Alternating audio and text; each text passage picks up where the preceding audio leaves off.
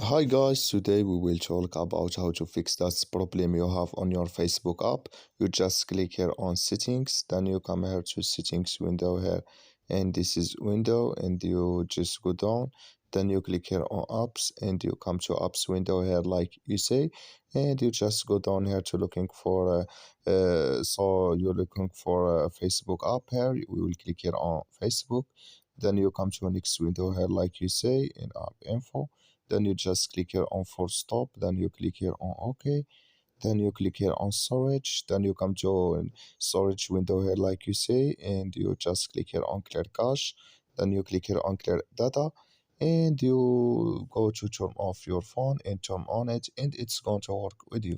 So that's all now. I wish now you are get it. You just follow these ways and it's going to work with you.